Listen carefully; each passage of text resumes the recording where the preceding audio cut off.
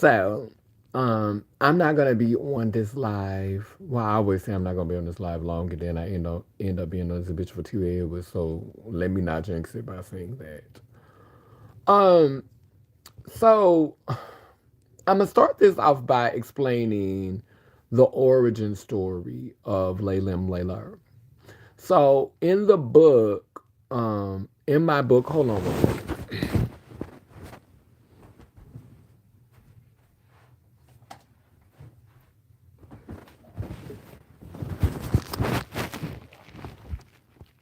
Okay, Laylim Layla.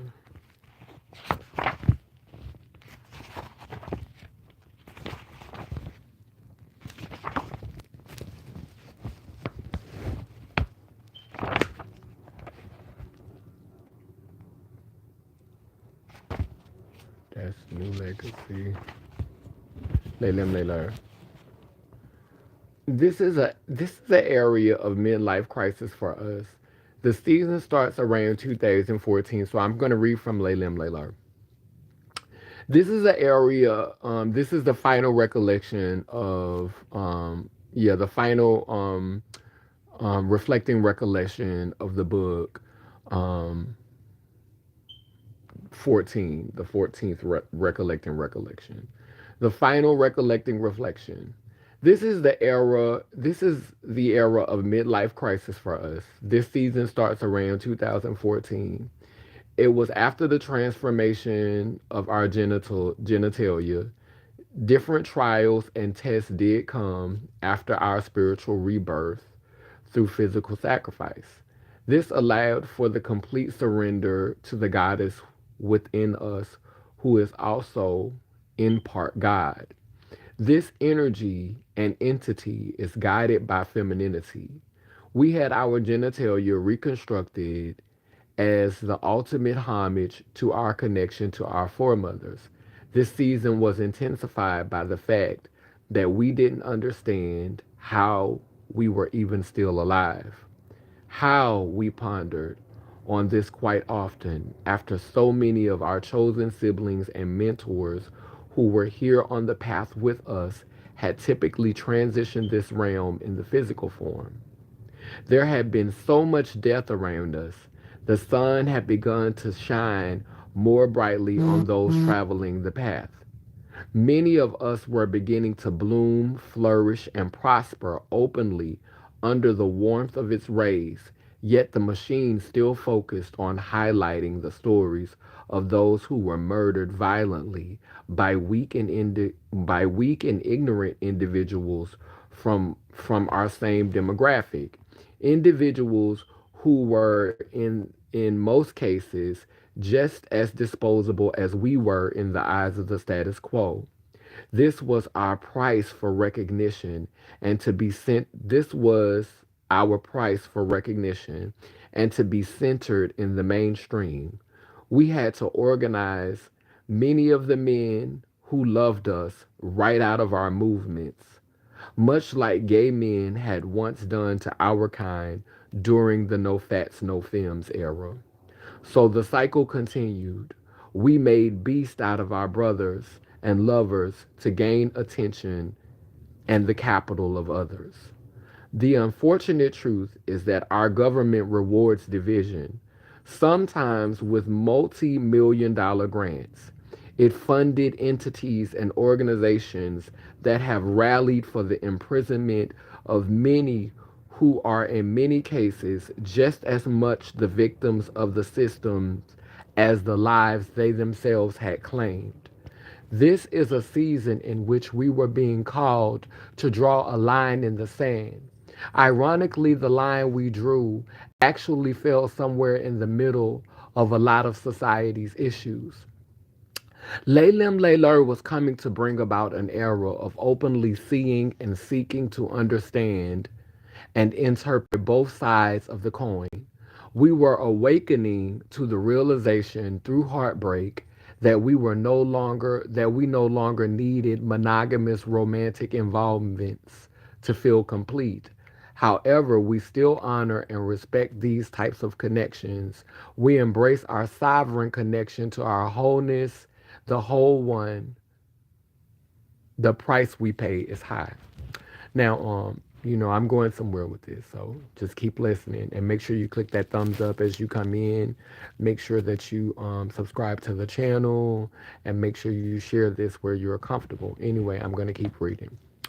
During this time, we were still seeing the same nurse practitioner who was Caucasian, a Caucasian woman named Pat Guti. We pretty much saw her on and off from the moment we were diagnosed with the nothingness. Now, those of you who've been following me know that the nothingness is HIV. Most people from the era in which we were diagnosed came up absorbing so much of the stigma surrounding this disease. Basically, some of them were still less informed about the virus and were still feeling like it was a death sentence. Can you imagine, even in 2014, with all the amazing strides we've been able to accomplish medically, there were some who still thought the worst of this illness. We remember being in that space, such sorrowful woe and self-pity. We still struggled with it. But we were no longer in that place anymore. In fact, the reason why we call it the nothingness is because that is what it stopped in our life. Absolutely nothing. The truth is, in some capacity, it has been a curse turned into a blessing. Those three scarlet letters were ugly blessings bestowed upon us to us the part of to reveal to the heart to reveal to us the hearts of those who were not working towards wholeness in their hearts and minds. It was to reveal their truth. There it lay naked, raw, unfiltered, and exposed. Now being on the path, it's it isn't as big an issue as when we had our first sacrifice in 2006. We had physically flourished in our embrace of our foremothers. In our embrace of our foremothers. Still having to disclose the secret of our disease was our most degrading challenge. We had abstained from physical relationships most times and or dealt only with people who already knew and had accepted us as we were. Unknowingly, when we approached the final surgery, all this was about to change. Our body began to crave something. We lacked energy, vitality, and passion for anything. We had not been sexually involved for several months, and we were extremely depressed all the time. So somehow it crept into our mind that we needed testosterone. After all, it had been almost a decade since we had removed the anatomy that produced the testosterone in our body. We remembered that even beings born with physical wombs produced a certain amount of testosterone. In fact, it typically increases after menopause. This was the very reason we were able to steal hormones from our grandmother as a youth. She was trying to avoid growing chin hairs like our great grandmother had. We began to realize that only taking female hormones was not giving us the balance we needed mentally, physically, spiritually, or emotion. Something something within us, wait, something in us was terribly off. We felt it deep within our soul. However, we don't regret our choice to remove that anatomy because had we not, we would not have survived to share these stories. We would not have survived to grow up in a space of understanding and self awareness. This was a necessary sacrifice for the type of knowledge and spiritual healing we had been afforded. It was definitely a fair exchange. All things truly work together for the good. As we approached surgery, we began to accept certain aspects of ourselves. We began to receive clarity through research and medication. It was in that meditation we realized we needed testosterone. We began to urge our primary care provider to give it to us. She kept refusing as if we were confused and we did not know our own body. She said, "You're a woman. Why do you need testosterone?" We didn't have a response because we ourselves didn't have the language to advocate these feelings yet. It was all uncharted territory for us. We had no blueprint or even one we could reach out to in regards to, because most who had gotten this far on the path had completely assimilated or lived life in stealth. We just knew that between the hormones, the loneliness, and the medication for the nothingness, we felt almost depleted. We had been celibate nearly a year, and in a desperate attempt to feel anything, we we lay with one of our exes. It was a huge mistake, but being able to be a mother figure to his son for that brief season made the abuse he inflicted upon us bearable. As usual, true to his nature, he took advantage. He kept us weak for weeks with mind altering sex magic. He used his best tool to bend us to his will until we snapped out of it. We knew we couldn't stay in that space with him. We would have self-destructed. We also did not want to be that sort of example for his son. So needless to say, that didn't last long. He would be the last being we sexually penetrated with our birth appendage. He would also be the last time we dialed 911. It hurt us to do that because we knew all too well the pain the police have often inflicted upon our people soon after we parted ways with him. In February of 2014, we were once again celibate. When the time for our surgery came, we had not been intimate in well over 5 months. Our surgery took place in Miami. This was such a sacred place for us. It always has been. We still don't fully understand why, but it's true.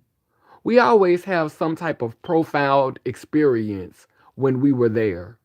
We've only had one sexual partner while in Miami who is a longtime friend, someone who we could be vulnerable with and never really had to lie to. He actually moved to Miami as a result of Hurricane Katrina. He's also from New Orleans. We have known him for over 20 years. So technically, we've never been with anyone who's actually from Miami. Though we have been there multiple times, we've traveled directly there after leaving our first national conference in Philadelphia. We had never seen so many gathered who were on a similar path. We would be lying if we tried to deny it was a powerful moment. We met so many of those spaces who would serve as guides to the next generation and ultimately become co creators and facilitators in the next phase of consciousness. Everything was flowing as it should. This energy would give us the strength to survive this life changing procedure that we would soon undergo. We finally met our doctor, whose name was Harold Reed. He was an artist, a brilliant painter, a surgeon who happened to be Caucasian. He was gentle, thorough, straightforward, and a focused practitioner of his craft. Whereas our nurse practitioner had to have a general a general understanding of medicine. He was focused on understanding how sexual and reproductive organs worked. His background was urology. He would be the one to confirm that what we had been saying all along, our body needed testosterone. He confirmed this after testing our blood. He warned us that our testosterone levels were so low that we could have probably fatally hemorrhaged on the table during surgery. We were immediately placed on a high dose of testosterone. Sasha, another on the path, being a mixed Caucasian, Jewish, and Aborigine, was there with us through it all.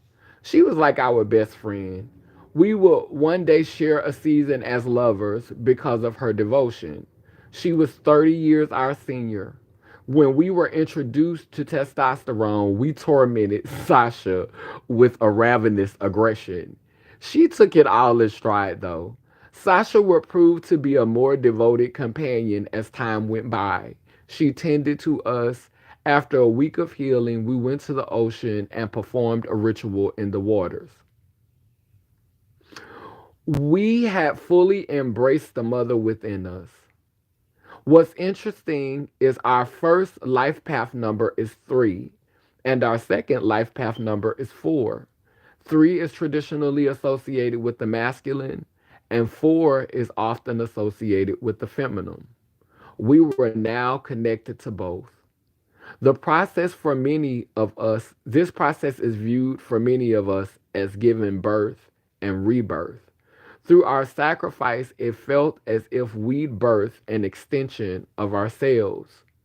This season was not only marked by a tremendous hidden physical change, but also marked our spiritual evolution, a spell that we had been casting for years each time we uttered the words new legacy, a place where spirituality and sexuality become one, a place where the ethereal merged with the material. Before having this surgery, we received a covering of protection that was placed over us by those who practice two different religions. Both ceremonies were guided by beings born with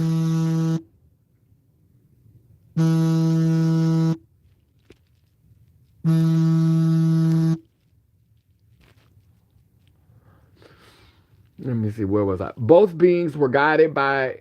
ceremonies were guided by beings born with wombs into the path of womanhood. The first two were lesbian and of a different direct ancestry who celebrated the father as the figurehead of their religious practice.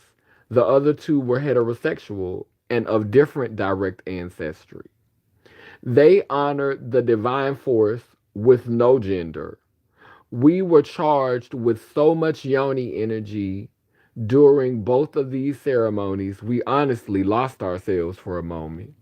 Everything happens for a reason, though.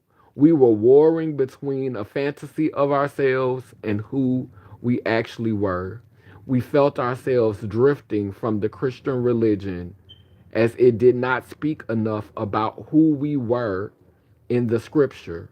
There was not enough stories documented that were tailor made to comfort us. We needed to feel more affirmed and supported in our understanding of self. The Bible culturally seemed to promote mental enslavement. And because of its teachings, somehow we always were left feeling like filthy wretches undone. This led to years of depression and therapy. Our life was ruled by fear, damnation. We were, and this and this was a space in which we could not remain. It it is a it is great to serve, but we needed to be nurtured in the idea that we were not just a servant. The way the word was taught or divided most times felt like there was always a battle raging inwardly. This battle spilled over into our dreams. It affected our peace, our work ethic, how we navigated society. There was a dark angel feuding against an angel of light. Little did we know that both angels were indeed ourselves.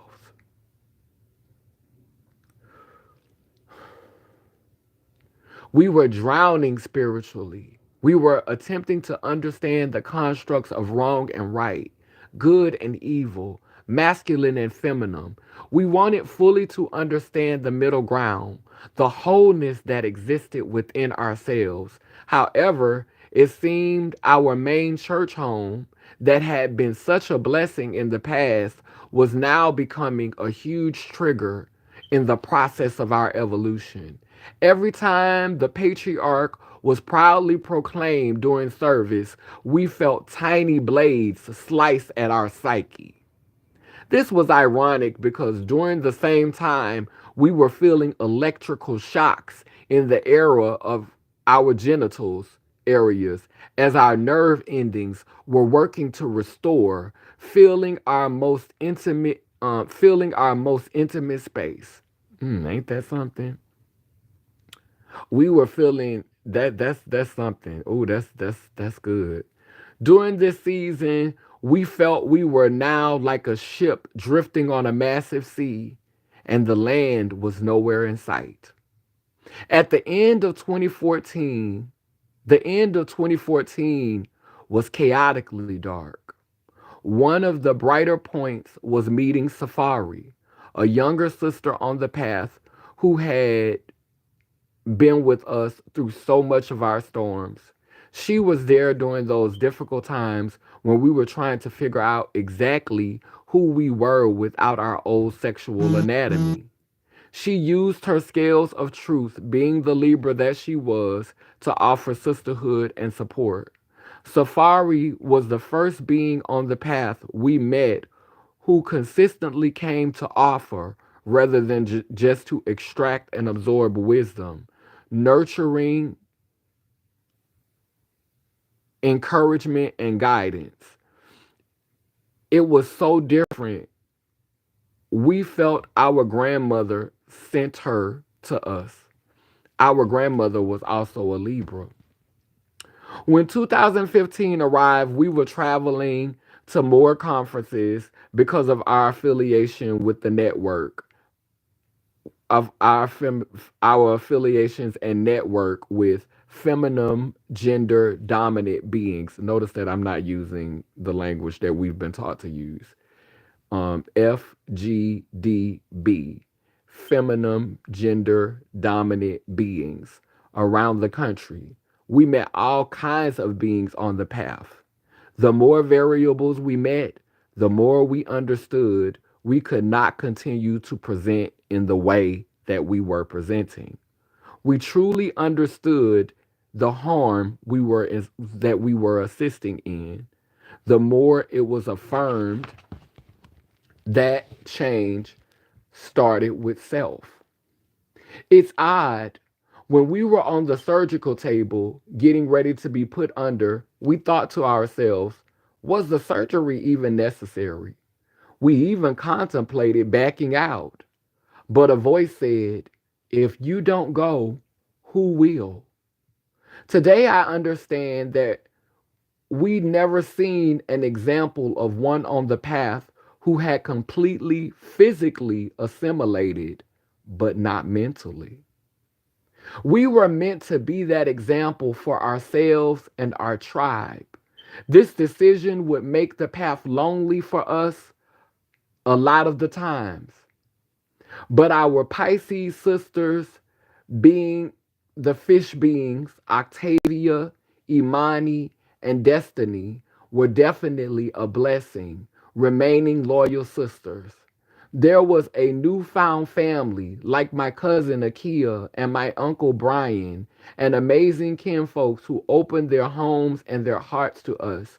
Our friend Star, who was born in the path of womanhood and a mother to three, also wait, and a mother to three also understood because she, in her own way, was also whole. She was an extraordinary woman, towering over us like a goddess. She loves to work out and eat right and be well groomed. She's also a wonderful mother. Her energy fueled our desire not to be typical or cliche in our being. Star's life was heading for a difficult change, and we had a deep bond. We are so thankful for the highs and lows of that season. We were both separating from our Gemini partners, whom we loved with everything in us. She had given her husband two children, and we had started a movement with our partner. We both had to carry on. Star as a mother, us as a visionary. There were times when things seemed bleak. In 2016, that story that we wrote about our experiences during our last incarceration worked its magic and liberated us again. An amazing woman, a lesbian Caucasian woman who had developed a long-term networking relationship, who we had developed a long-term networking relationship with, reached out to us. We had done some work for the Human Rights Campaign, and she remembered us when other opportunities arose to expand our platform. There was an international medical magazine that wanted to publish a snippet of our story. That snippet gave us the opportunity to visit the motherland first class. We were going to Africa. Visiting that land would bring us closer to understanding our internal roots. Honestly, same as with the sacrifice, in the final moments before worry, and doubt were setting in. We were afraid, for one, because our family was happy for us, but extremely worried. We were leaving the country. We all heard many horrible things about the motherland. They were concerned for our safety. They didn't want to speak too much out of fear they might curse the trip. So we felt uncertain if we should go. That wasn't the only reason we were afraid, though. That same night we left, the chill of death swept through our home. We were informed of tragic news by a past lover. We consoled him through lovemaking. His grief was strong. In 20 years, we had never seen him cry. We prayed to the ancestors for his soul and his family, offering a offering burned currency. After he left, we received a call from Leon, a friend who telepathically seemed to know when we needed to hear his voice. He told us to fear nothing, that we were returning home. We felt the power of his voice in every cell of our being. After that conversation, we felt charged and empowered. So, with our passport secured, in July of 2016, we left the country that had been claimed and named the United States of America for the first time. It was so healing. The day we arrived in Durban, it rained as we cried tears of joy. The day we left, it rained as we cried tears of sorrow because we did not want to go.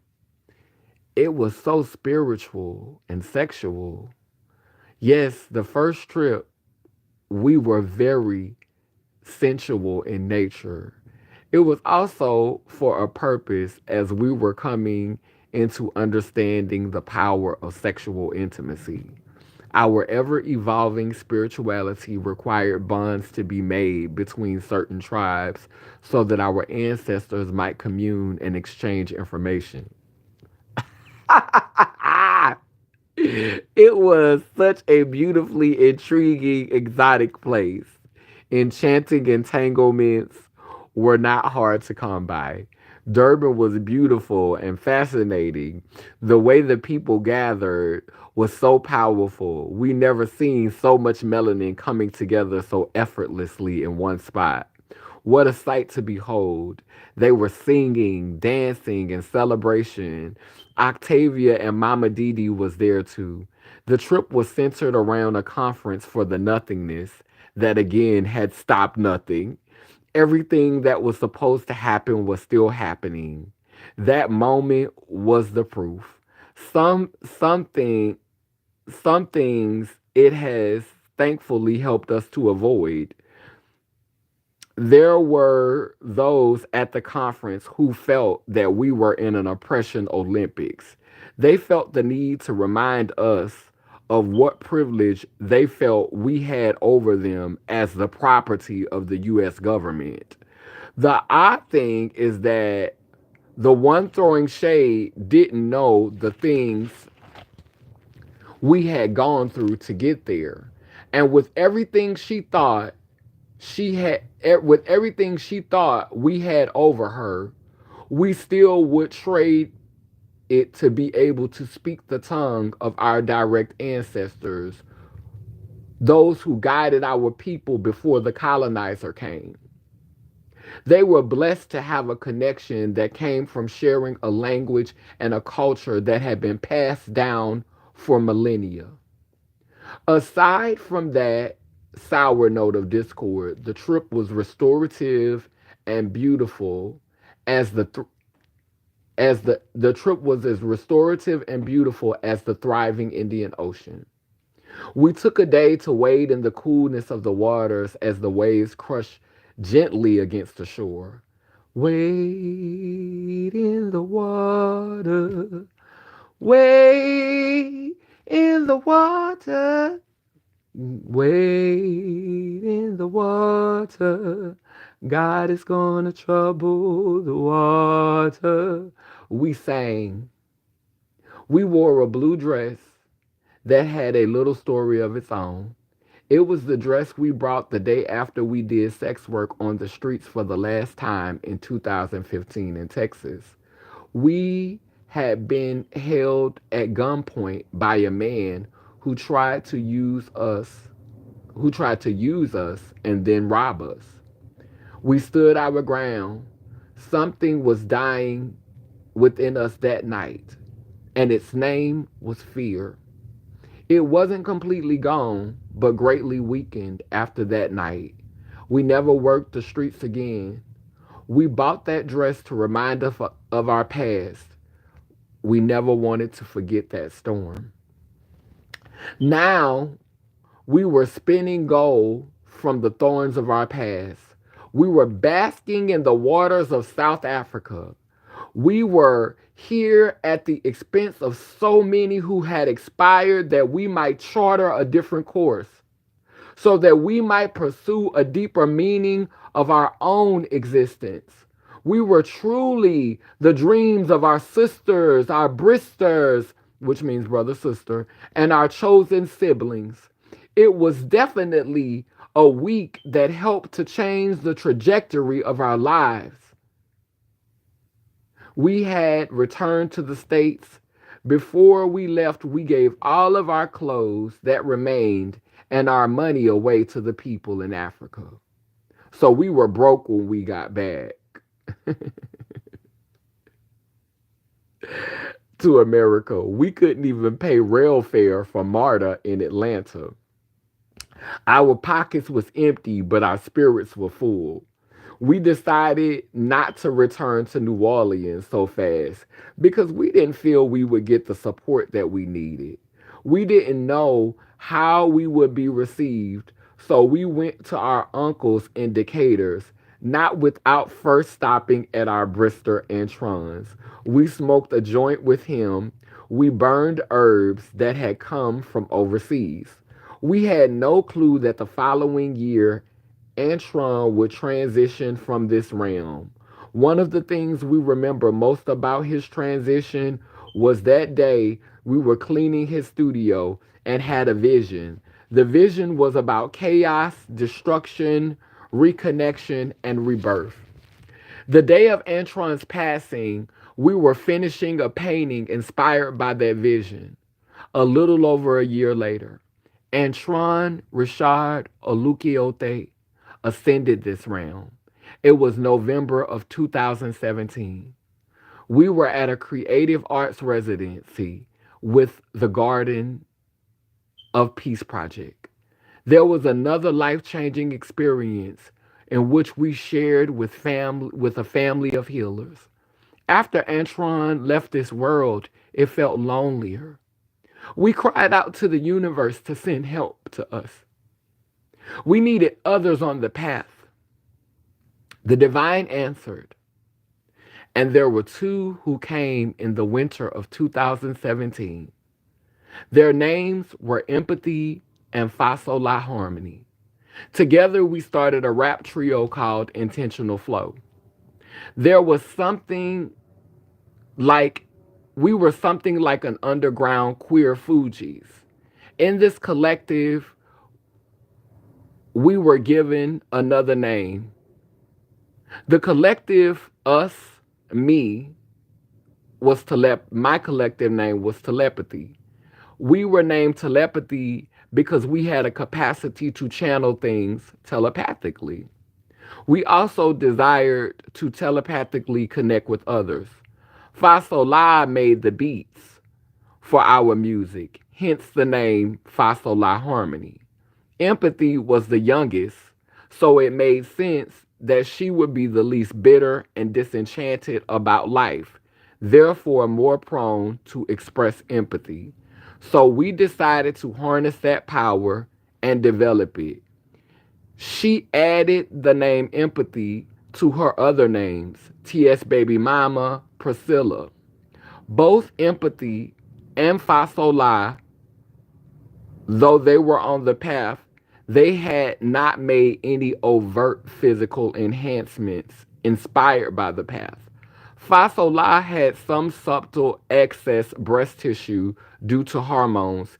Empathy, although extremely feminine in spirit, had no physical enhancements. This allowed them to appear physically androgynous. We were a powerful trio, a hurricane. Empathy, still Christian, struggled against our spirituality. Fasola lusted for us, and we also desired Fasola. But we determined not to let sex get in the way of the music or the message. We made meaningful music together, like God Kaneem Mafades, Lose Your Soul, Clackius, God Goddess, I Am Excellent, Secure the Bag, The Family Song, Clear the Way, and many more. We painted images speaking to our budding culture and created brilliant visual videos and short stories for 3 months. On Christmas of 2017, we fasted, and the entity that was in the spiritual womb of telepathy, myself, we sat in a circle and reasoned until the word Lelem Leler was spoken. Lelem Leler means let him, let her, I am whole. It was our true birth name, by us, for us. This was important because it was about remembering that we have a sovereign right to name ourselves. Soon, telepathy would be left alone as she was with New Legacy to nurture another child, movement of consciousness. Thankfully, they had the strength now. The powerful desire and lust burned between us and Fasola was strong. It planted a seed, leaving behind a sex spirit. And through it, we would give, we didn't, and though we didn't give our desire for Fasola, one did come that we gave into. Time after time, he was tall, chocolate, and lean, and in the midst of an addiction. We fell for him and joined him in using, and we went with him on magical carpet rides, which means we got high together, off crack. He opened up and stretched us in ways no man had ever done. He he opened us up and stretched us in ways no man had ever done. It was both physically and emotionally. This was compounded by the fact that we were able to experience a new level of vulnerability since our spiritual and sexual rebirth. He was a Sagittarius, and we yearned for his fire to envelop us. Our social media platform continued to thrive during this season. We were raw and transparent, and a lot of it had to do with the mind altering substances we were using. It also was because of the pain we endured from loving a man in addiction that made us more relatable. This felt good in spite of the emotional torture. We have fallen in love again for real. Broken Man was the next song we wrote and performed on our own. Kevin Wendell Jones put it to music. He had been there since the beginning of our social media journey. Wise, talented, truthful, funny, and consistent. He never, though we never physically met, but hopefully someday we will. He heard Broken Man and was so moved he wrote a score for it. Writing this song was healing for us.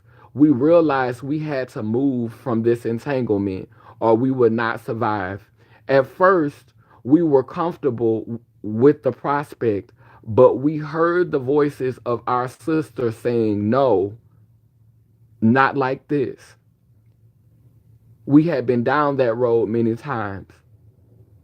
This shall not be how your story, our story ends. At first, we felt like it should be our path as well. At least we weren't out in the streets doing sex work or getting high or having sex with multiple random partners. Still, the ancestors in our mind didn't want this example left as our legacy after transitioning the physical form. That's when another door opened. During this time, we were doing work with the New Orleans Unity Project. So I could continue to go on. I could continue to go on, but I wanted to share this part of the story. Hey Mada, how you doing? I'm gonna call you after I get off live. I watched the documentary. I watched all of it. Um I don't want to be emotional, although I don't think it's wrong to be emotional. Um but this is a I wanted to share that just so I could give a backstory to who I'm talking about, to who I'm talking about. So I'm talking about Fasola in this video. I'm talking about Nikki Andro. I'm talking about Jeannie Andro. I'm talking about Ricardo, who was one of the founding um beings for Laylim Layler. Today I had the final. That's the last straw. I can't do it no more. Um, you try like I don't talk about them. I don't down talk them. When there was rumors that they had molested a child or that they had done it, I didn't jump on the bandwagon. I was not a part of that. Me and Lucy are not close anymore. Um, and Lucy was the one who was saying all of those things, and I didn't get in that. I stayed out of that. I mind my business. I continue to try to be friends with Lucy because me and Lucy made a lot of great art together. Making art it ties you together when you do it right. You create a bond. In the Bible it says, "Let not the eunuch say that I am a dry tree, for if you do my commandments and choose the things that please me, you shall have a name greater than that of sons and daughters. You shall have an everlasting name that shall not be cut off."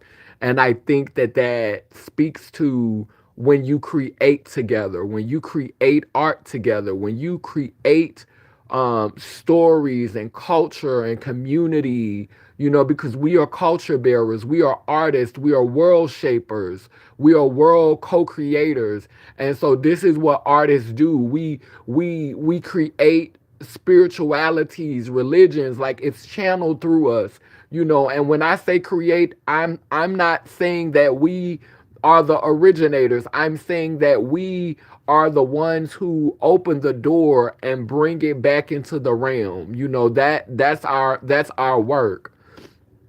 And after Antron passed, I knew that something was being birthed in me. I knew that it was coming. I felt it, and I was trying to fight it because being brought up Christian, I thought that it was something demonic. I thought it was something evil because Christianity is or ain't. It's very dichotomous. Either you good or you're bad, either you're wrong or you're right. There's grace and mercy for the mistakes, but there's not really this understanding of wholeness. There's not really this understanding of moderation.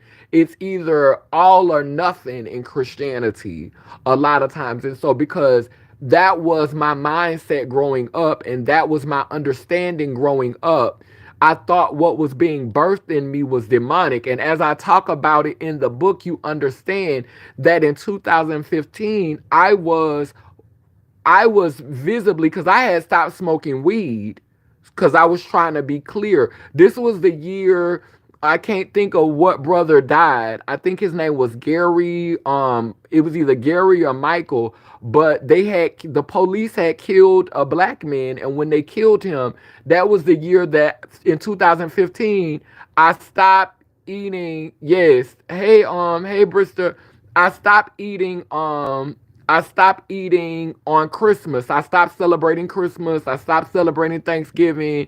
And on Christmas and November of 2015, I started fasting on Christmas Day. So I wouldn't eat on Christmas Day. I wouldn't eat on Thanksgiving Day. And I wasn't smoking weed, so I was dreaming very vividly. And so I that was the year that I realized that the evil spirit in my dream and the good spirit in my dream were both me. Imagine I was 37 years old, going on 38. I had just had my sex change.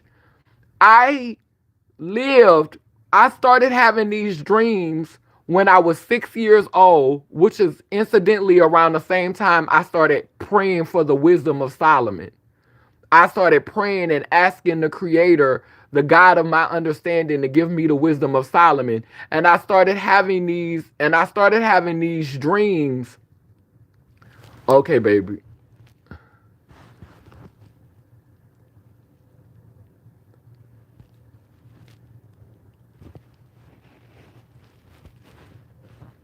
And I started having these dreams that I started having these dreams that I started having these dreams that vivid, like that the devil was chasing me, that a spirit was chasing me. I started having, and I got control over the dreams, but I always felt that I was at opposition with the evil that was in my dreams. I was running, I was fighting it.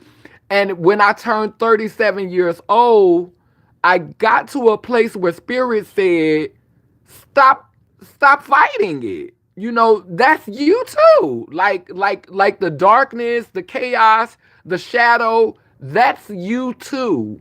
Stop running from your chaos. Stop running from your shadow. Stop running from your darkness. Stop being afraid of those unknown parts of yourself, because the longer you continue to be afraid of it, the longer it will be able to be used against you. You need to understand your chaos. You need to understand your darkness. You need to understand your shadow. And so in 2015, that's when I surrendered. You know, that's when I let my awakening begin. I stopped fighting my awakening. I stopped running from my awakening. I accepted my awakening. And after some time, like I said in the book, I literally was just, talking about, I was just reading Laylim Layler, the chapter of Laylim Layler before you came on, empathy. And and so we were all sitting in a circle, all three of us, when the word Le Lem Le Lur was created. And there have been signs since the beginning that Fasola was not necessarily supposed to stay a part of the core birth of the group. And even though Mada was not physically there, I feel like because Mada is such a powerful being, and if it wasn't for Mada, my name would not be Kaneen, because I literally got the idea to call myself Kaneen from Mada calling herself Queen. And so I feel like even though Mada wasn't physically in the space, Mada watched that whole journey and supported that whole journey from a distance. Mada sent money. Mada, blessed me with clothes. Like Mada was so instrumental. Like we had the energy that we needed, whether Fasola would have been there or not. But trying to be loyal to Fasola, I never wanted to badmouth her. I never wanted to badmouth that person. I tried not to say negative things about that person. Um, yeah, you got rid of them. I tried to be nice. I tried to be patient, and I can't do it anymore. So, but there's always been signs. There's always been signs. Yeah, Mada is the elder. They've always been signs that something was off with Jeannie, the person who is the cover picture. There's always been signs that something was off with them. Now, when we were together, things used to happen all the time. And this is another reason why I fought the feeling, is because I don't think that dark and light have to be separate from each other. There are those of us who lean more to the light. There are those of us who lean more to the dark. There are those of us who lean more to chaos, and there are those of us who lean more to order. I think that we are supposed to share space. We're supposed to share space with each other because we help to bring each other in balance. If I'm a person who is too goody goody gumdrops, too perfect patty, overly righteous, then I need someone around me who gonna walk on the wild side and who gonna get grimy sometimes to remind me, girl, bring it down a notch. And if I'm a person who be ready to slit a bitch throat and end a bitch life, then I may need somebody who is goody goody gumdrops to help to pull me back in before I go off the deep end. So I am not a person that believes that people who lean more to good, or people who lean more to dark, or people who lean more to light needs to be inherently separated from each other. I am a person who believes that we can share space, but you have to have you have to be a person that understands your own chaos, can be accountable for your chaos, can be accountable for your darkness, can be accountable for your evil, your wickedness. You have to be able to be accountable for it, because when a person asks you about it, when a person is direct with you and a person asks you about something that you're doing, if you cannot be honest about your own chaos, your own darkness, your own shadow, and you cannot accept accountability, then you are the weakest link. You do not have the power to set in certain spaces, because you don't have you can't even be accountable of your own chaos. So we created the group again. We came back together. We all came back together. We thought we was getting ready to do another project together. We did one song together. We did the Kamala song together. And we all was getting ready to work together. Now, since the rumor happened with them with the child molestation rumor with Lucy saying that they molested a child or something. Since all of that happened, I don't know, something happened where they went into the hospital and they said that they suffered from brain trauma. And ever since they suffer from the brain trauma, it's amazing that this person says that they have brain trauma, but as a person who has brain trauma, you constantly picking arguments. You have a need to overextend yourself. So we created a group where we working on beats, we working on music, we working on songs. You constantly flooding the group, adding music to the group, adding beats to the group, just flooding the group. Nobody got mad, nobody said nothing, but because we're not responding to you and we're not jumping on everything saying, yes, I love that, let's do this, oh, run with that, yes, I'm for it, let's do it, da da da da. Now, mind you, the main members of the group, because since then Natasha is also a core member of the group, because y'all know we work with Natasha a lot. So Natasha is a core member of the group. So wait. Oh, okay. So Natasha is a core member of the group. Like this was so beautiful. When I was in South Africa the last time for them 9 months, Natasha was in New York, Empathy was in Texas, I was in South Africa, Fasola was in Florida. We created a whole EP together over the phone, and we were all in 4 different parts of the world. And all of our verses, we created a whole EP together. We created Behind the Veil. We created Hot Cucumber in His Back. We created what's the other song? Pretenders. We created Pretenders. Hey, Golden Queen, we created Pretenders. Like, we literally, it was fire. We couldn't release any of it because and we still can't release any of it because Fasola doesn't have a BMI. Fasola doesn't have a DistroKid.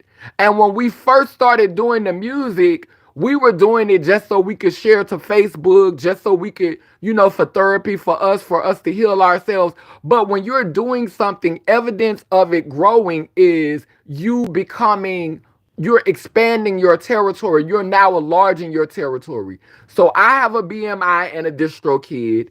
Empathy has a BMI and a DistroKid. Natasha has a BMI and a DistroKid. The only one that doesn't have a BMI and a DistroKid is Fasola. But this is the one who's constantly wanting to make music. And so you're constantly sending us beats, ready to make a song, ready to jump on a beat, ready to make a song. But we're making the music for the purpose of sharing it now on Spotify, on YouTube, on Tidal. We're expanding. We're enlarge my territory. We're increasing. That's where we're at now. So they passive aggressively put in the group because you done shared a whole bunch of stuff to the group. And this is a pattern that I noticed with this person. They'll say, so are we losing passion for the group? No, we're not losing passion for the group. We just don't want to make music that we can't put out. We don't want to make music for Facebook no more. We want to make music for Tidal. We want to make music for Spotify. We want to make music for Instagram. We want to make music that can someday earn some type of residuals so that we can pour back into our artistry. So that it's beautiful to be able to feed your mind and feed your soul, but we need to be able to have resources so that we can come together, so that we can have the resources to physically convene, so that we can have the resources to physically put on productions, so that we can have the resources to physically hold events. And so this is where I am. Moving in a direction where, yes, I think it's important to feed yourself. I think it's important to stay true to the mission. And it's true, it's important. The art is for to heal yourself. But if the art is not blessing you financially, if the art is not giving you any resources, If the art is not, if the art is not, doing that, then baby, something got to shake. I can't afford to keep coming out of my pocket and my own resource. We making art. The art now it's time to let the art do what the art do. This time to make it's time to make the art do what the art do. So I pulled Fasola to the side the other day, talked to Fasola on the phone for 2 hours, was very transparent, was very authentic with Fasola. I'm straight around the bush. Y'all know a lot of people misread me. They think I'm being funny. They think I'm having an attitude. But I've said multiple times to multiple different people that I'm not invested in being here another 20 years. I'm not invested in being here another 15 years. I'm barely invested in being here another 10 years on the physical plane. So with this next decade of my life, I'm being very intentional. I'm being very clear. I'm being very specific because I don't like wasting my time. You may take it as me being shady. You may take it as me being, I don't like small talk. I don't like over talk. I don't like talk that ain't going nowhere. And people think that I'm being messy or people think that I'm being mean. I'm not being mean. I'm being clear. And so if this is not going anywhere, what is the end goal? What are we trying to accomplish?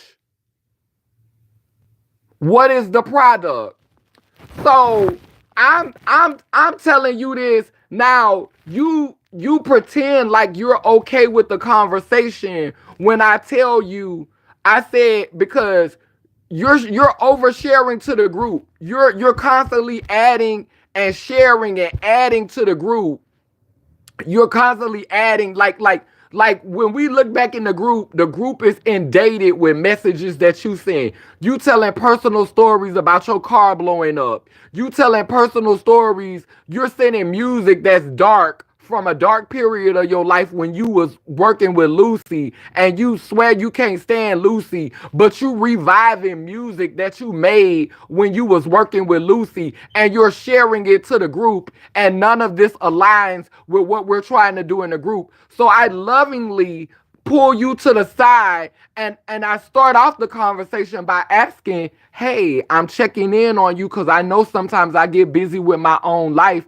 I want to make sure you're good, so I'm checking in with you. Now mind you, you getting defensive at first, but then strategically you realize how you're looking and you know you have a pattern for creating the conflict. So you strategically back up and you try to show how intelligent you are. And so then you start getting strategic with me, being fake.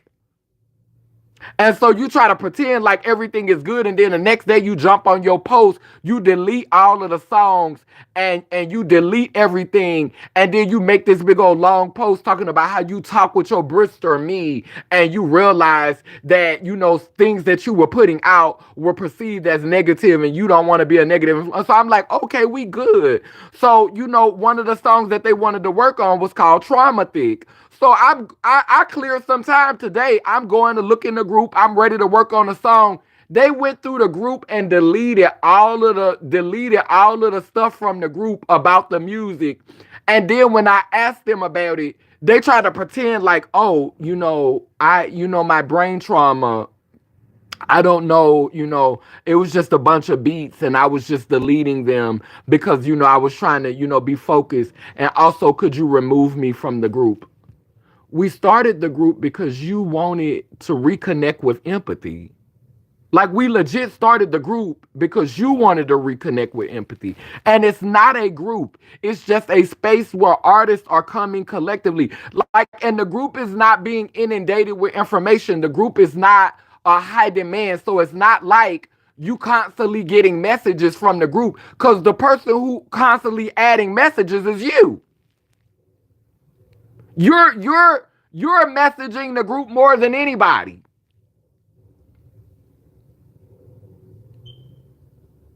Now you want to be removed from the group. So I brought back up. I said the reason why earlier in the chain I said I don't want people doing anything that's overwhelming for themselves. I don't want people doing things that are overwhelming, because I notice with this person, you have a pattern to overextend yourself and to offer up too much. And then when you're not given the praise that you want, when you're not given the life that you want, you're in your feelings now, because no one is. Every post that you put giving you feedback, talking about it, everybody not jumping on your dick over everything that you post. You constantly posting beats, you constantly posting songs, you constantly posting shit. And if we ain't got feedback for everything you post, you in your feelings. And then you become passive aggressive and start saying fuck shit when nobody asks you for any of that. Then the bitch had the audacity to tell me, be careful, your narcissism is showing. A lot of times when motherfuckers call you a narcissist, it's a projection. And every time we look around, you got motherfucking pictures of you just thirst trapping with the same fucking picture, the picture that looked like something I put on the cover. You can't see the full body picture, but you constantly somewhere thirst trapping, with a side profile or your ass poked out so people could look at you, and then you wonder why trolls stay in your inbox sending you nasty messages, but you on your motherfucking social media like this. All your pictures on your social media like this.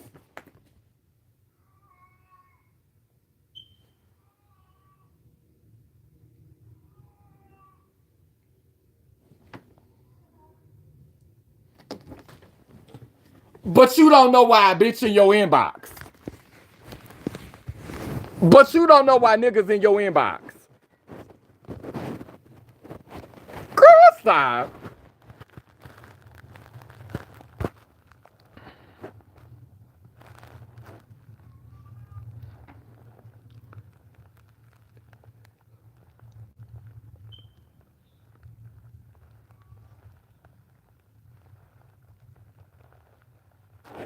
Oh.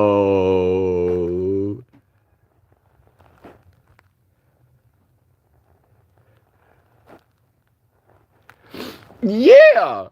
But you don't understand why. So today, so today was just the last straw for me. I've tried to be graceful. Um Laylim Layler, the word was created. All three of us were in the room when the word was created. All three of us were in the room when the word was created. But let's be clear. Literally, the word came from, I said lay limb, I said lay something. Then empathy said, then Fasola made the word a double. Empathy changed it to lay lim lay lur. The only two people who actually said the word that we use was me and empathy. What Fasola added was not even used. So I've always tried to, I'm not going to discredit her for being a part of the circle. The word probably wouldn't have came out the exact same way that it came out if Fasola wouldn't have been in the room. So I'm never going to take away from that. But the only two people that actually said the word lay lim lay lur was me and empathy. This is why I don't talk about them. And I've always tried to make excuses for that person. I've always tried to make excuses for that person, but I realized that was when we were together. Papa Legba visited us, and it was a shadow when they were there. And it was an energy that came to the house when they were there. And when they left, the energy left. I don't know if Papa Legba came to warn us.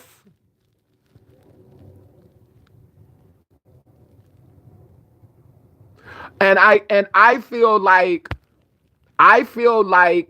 Faso Live was a vehicle that was used to unite me in empathy. Because as I've said before, and I said again, the only time that I physically, the only time that I physically almost had sex with a female when I was capable of making a baby, I was 13 going on 14, and that's exactly how many years older than empathy I am. So me and empathy definitely spiritually connected on multiple realms. And we've always, despite all of the beef that we've been through, all of the crazy stuff, the growing pains that we've had, we've always found our way back to each other. And the thing that I respect about empathy and I love about empathy is able to be accountable. Just like I'm able to be accountable. I don't always get it right. I do dumb shit. I say dumb shit. I lose my temper. Mada could speak to that, and empathy could speak to that. I say fuck shit. I'm not perfect, Patty, but I can motherfucking say I'm wrong. I can admit motherfuckers will try to lie and say I can't admit when I'm wrong, but I can admit. And I've never denied that I have a trait of narcissism. I've never denied that I have a trait of that I could be egotistical. I've never denied that. Bitch, yes, I could be egotistical. Yes, I could be narcissistic. Bitch, in this reality, if you don't have a trait of egotisticalness and if you don't have a trait of narcissism, bitch, they will crush you. Bitch, you will get walked the fuck over.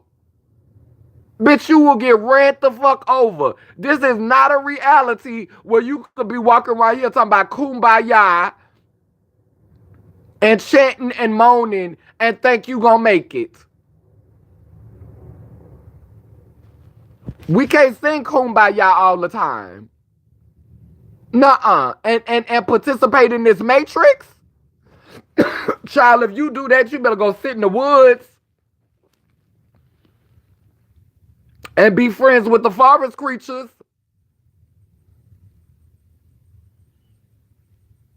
But if you gonna sit at the table with these people in this reality, you have to have a balance. You have to be able to balance that. So I hate when people try to tell me, "Oh, you narcissistic. Oh, you full of yourself." Yep. And it takes one to know one, bitch.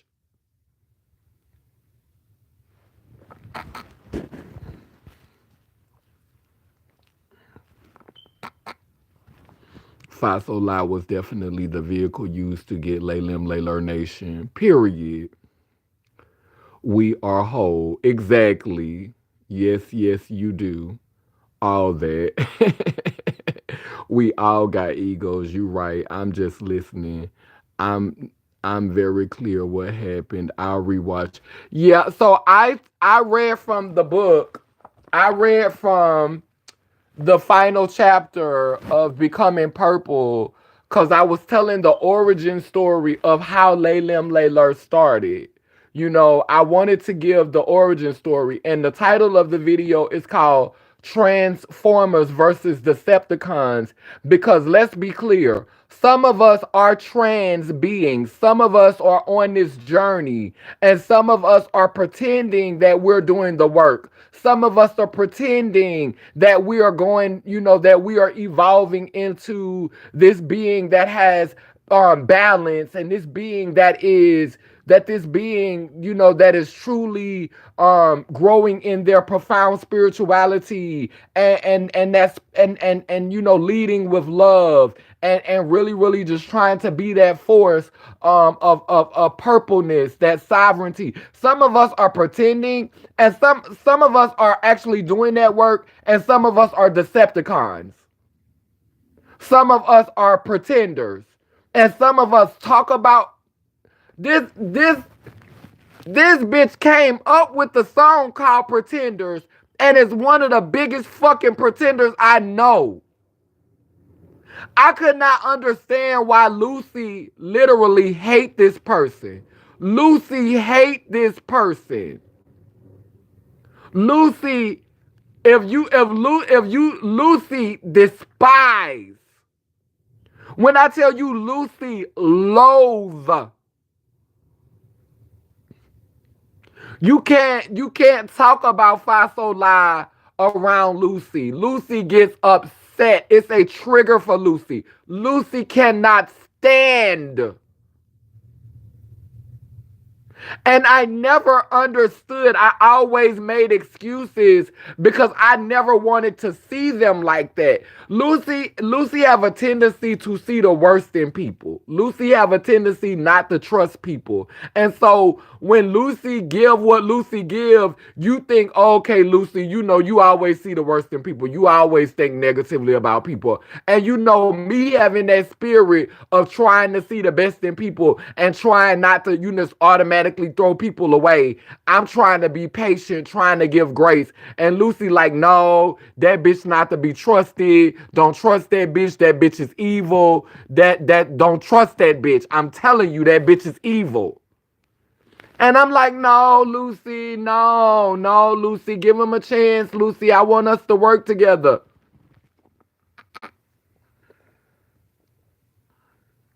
No. Now I understand. Now I understand. Now I get it. It took a couple of times, but I get it. And it'd be the main ones talking about pretenders and calling them out. It's trans people who on this journey continuing to evolve, to transmute energy, to understand our darkness, to understand our light, to understand our chaos, to take that chaos and to create order from it, to understand when there's a need to destroy and to understand when there's a need to build. There are those of us. That's why in this book, when I talk about the journey, I don't call it the trans journey. I call it the path because that looks different for us. Transition looks different for all of us. That's why I'm very abstract when I talk about transition in this book. I do that intentionally because it looks different for all of us, and I want to acknowledge that. But some of us are pretending to do the work.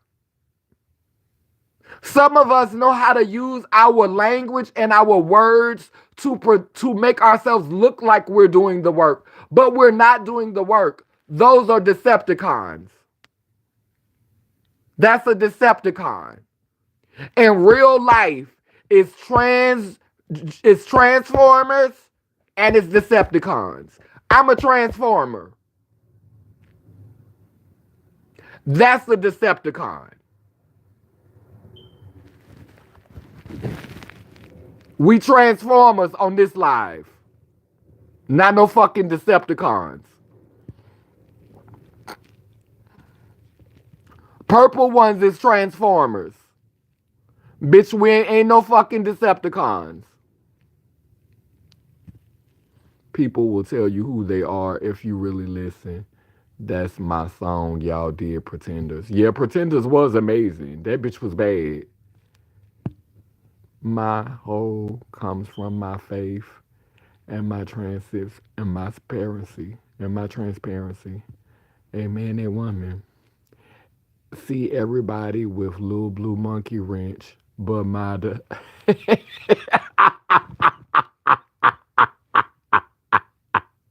I didn't know you wanted to be a moderator.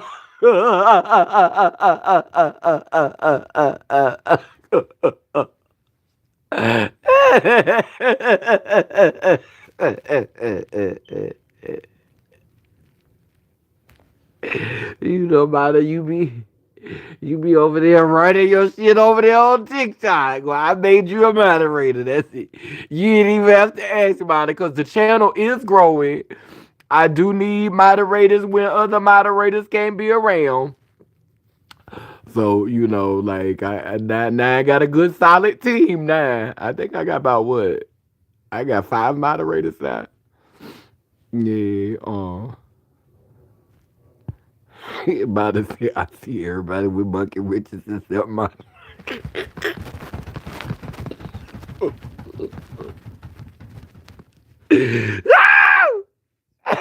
You better get your reading. Sometimes we get caught up in a person's character and look past their usual actions, trying to be patient with them. Trying to be patient with them. I'm not open, but I'm whole. Faith, you gonna have to explain that one, sister. I'm not open, but I'm whole. Girl, sometimes wholeness is on you. Wholeness is on you. Oh, I wish I could come up. Girl, sometimes the wholeness is on you. Oh, I wish I could come up. We are all hurting. And if you don't follow the path to your righteousness, you will be the blind leading the blind. Now I understood that. Now I understood that. It's hard to pretend, child. They call the trans, they call the trans deceptions. Girl, baby, I ain't baby. It's a lot of Decepticons, but bitch, ain't no Decepticons on here, bitch. Ain't no Decepticons on here. We no be Decepticons. They be Decepticons. The fuck, bitch. We whole ones. They Decepticons. Whole ones, Decepticons, bitch. And then you know it. And I was trying to be graceful with this person because we continued on our journey. We could empathy said, come on, Megatron. We we did we we continued on our journey.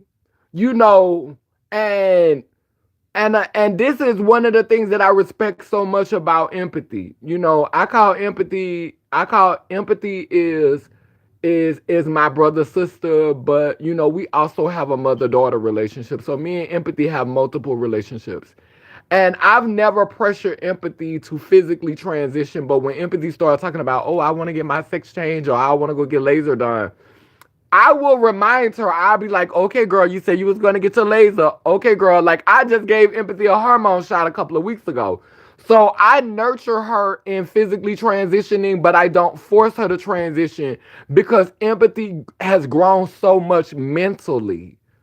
That's why physical transition does not always equate mental transition. And that's what I want more than anything for my loved ones. Make sure you write in your head before you go and get shit on your body and make changes to your body. Make sure you're right. That's why my daughter Pernisha got her pussy now and she can handle that pussy because she made sure that she was ready up here before she went and got that pussy. That's why girls be going crazy when they go and get them pussies before they ready. And so seeing how much empathy has grown mentally, it speaks to the transition being is just as much, is more mental than it is physical. It's more mental than it is physical.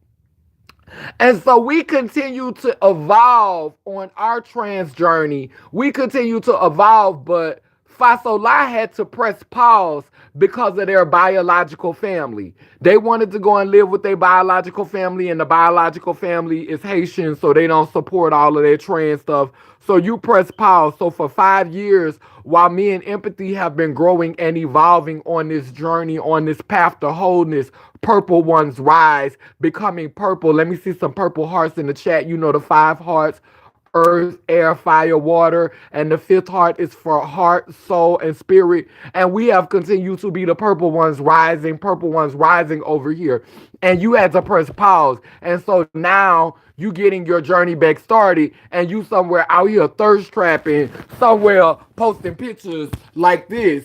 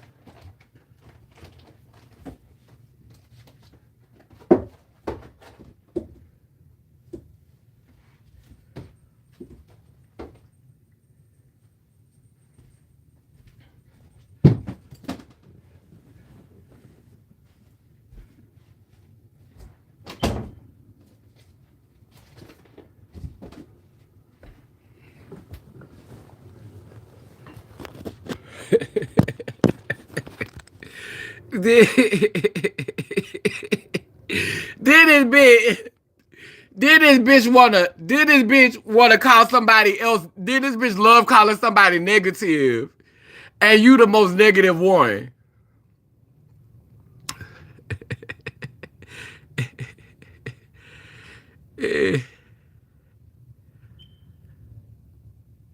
Oh no, they don't say Bristol. That's our word. That ain't no Nola thing. That's a lay lim lay lur thing. Uh, Megatron. It is a yes. Shoot, all the communities got Decepticons, but now I understand exactly what you're saying. Oh yes, you're right. Oh, we more connected than you think. hmm we are all connected. And on the new series, Megatron and Optimus Prime actually working together. It's a new series of Transformers is out. And Megatron is working with Optimus Prime. Girl, get into it. That feels must be better now. That feels much better now. I have my tools. Ooh-wee. I've been on my journey to myself. I've been surgery shamed, color shamed, body shamed, age shamed. At this point, I can't even talk on the phone with everyone. My energy gets off. People don't know I'm an introvert. But Faith, your ass love to talk though. Girl, you be sending me so many voice messages. Girl, I be scared to call your ass. Bitch, you ain't about to have me on the phone all fucking day long, bitch. Bitch, your ass send me so many voice messages. I be like, damn, this bitch gonna talk my head off if I call her.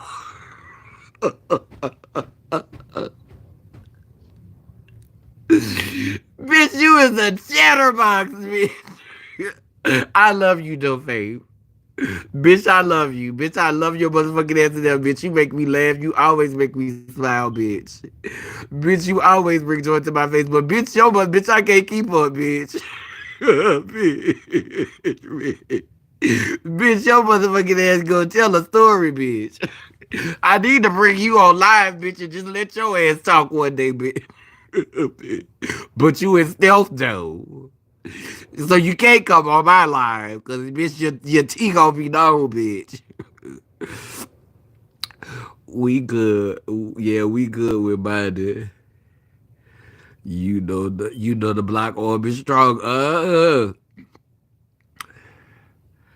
Quit playing with body. Exactly. That's the new song.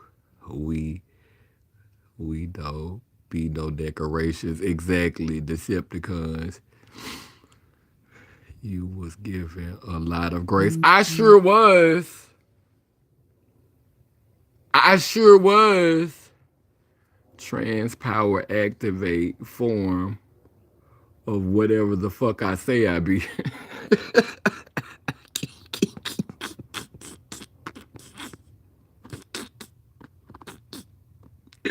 Okay, I am what the fuck I said I am. Brother, sister, mother, daughter. Exactly. The wholeness is real. As I think about it, I never identified as gay, but I never identified child. I must been a whole non-binary. And that's what I think that I was supposed to be. I think I just assimilated into womanhood because that was the space where I felt more connected and more welcome. Because you have to understand, when I was little, boys tortured me. It was crazy because all of them wanted to fuck on me, but they didn't want to be around me. They didn't want to be seen with me. Like when I started my transition, when the nighttime came, they still wanted to jump up in in a bitch mouth and a bitch ass. At nighttime, they was calling a bitch phone, but they didn't want to be seen with me. And it was the females that accepted me, and Mata know that because I've been knowing Mata since we was little. This the person, Mata was the one who I used to tell all my business to. Mata used to come sit on the porch and we used to be talking and we used to run it. Me and Mata was cool when we was little. Like, the boys didn't want to be bothered, but they wanted to fuck on a bitch when the sun went down. And so I think I just gravitated more towards, we didn't have the language to say who we was. And even when this trans shit came out, when they gave us trans and transgender, they gave us that for the purpose of controlling us. A lot of times we think the government is giving us a gift. We think the overseers are giving us a gift, but they labeling us so that they can control us. And I realized it early in the movement when I saw girls who was just putting a wig on, just took their first hormone shot, trying to tell me that I wasn't, trying to validate my femininity, trying to tell me I wasn't enough, trying to critique me about my womanhood. Bitch, I've been doing this shit 30 something years, girl, and you trying to tell me who the fuck I am, girl? You got me fucked up, ho. Like when I started getting that, when I started seeing people doing that to me early on in this movement, that was when I stepped back. And then that was when the ancestors started to use me. And that was when the birth of Laylim Laylur started to become closer, because we've always been able to name ourselves. We've always had the power to name ourselves. And I think when we let other people name us, we limit our own power. We limit our own capability. We limit our own capacity. It was a trick. We thought they was helping us. We thought they was looking out for us. We thought they had our back when they gave us trans. We were so happy because we wasn't getting called punk and fag no more. We said, oh, well, at least we ain't getting called punk and fag no more. At least we ain't getting called sissy no more. At least we ain't getting called shitter leg no more. You know what I'm saying? At least we ain't getting called, negative stuff no more. Like, we were so happy about that stuff. And then look what happened. Exactly. Thirst trapping. Now, sister, when I get the fake booty, I just might LOL, you're too much. No lies detected. Exactly. When I say I'm not open, but I'm whole, I'm stealth. I wear my African hairdress and my natural hair. I don't have to look all is a man, you see. As a man, I see. Girl, it's not, girl. Being whole, girl, and being masculine sometimes is not necessarily saying I'm a man, girl. Girl. That's what society wants us to say. Excuse me, before I give an offering, I'm a give an offering. I'm one of them genders. Rumor has it she still poses exactly like that to this day. Girl, empathy so messy. I heard Big Frida say that in early 2000s, so he must have stole it from you. Brista? Big Frida say Brista? I don't know. Like they might say that in New Orleans. I'm gonna have to do some research on that because Big Frida probably didn't steal it. You know, I ain't never heard nobody say brother sister though. Big Frida definitely don't say it no more. Um, sometimes has truly changed. So times has truly changed. Talk to you on or a specific person. I'm sorry. I won't do that no more. Oh yeah, cause your motherfucking ass. You know you could chop it up, bitch. I don't talk to many people. Do anyway, when I do, it's a lot, and my combos will be all over the place. I know you don't mean no whore. I know you don't mean no harm. Trust me. I just be like, oh my goodness. Ooh, faith. God. And then now when you get context of what I'm going through with other people, like you have to understand. I have to be really cautious because baby, they got vampires at there. And I be checking your messages and you're not a vampire. You know, you're not one of them. Like you don't come to just drop negativity in my lap. You're not a person who does that. But because it's Decepticons, you never know what you never know. Like by the time I get to your messages, I be so motherfucking on pins and needles from something another fake ass bitch done. It'd be like that's why I have to, be so careful with my energy because now you could see I like this Decepticon been playing in my face, and I knew the ancestors weren't with it because when I released that Kamala song, I paid $20 to have the Kamala song promoted on TikTok, and that bitch got about 20 views. That was the ancestors blocking that shit. That was the ancestors blocking that shit. It wasn't meant to prosper. It's not meant for us to have another season, and we've been trying to force it.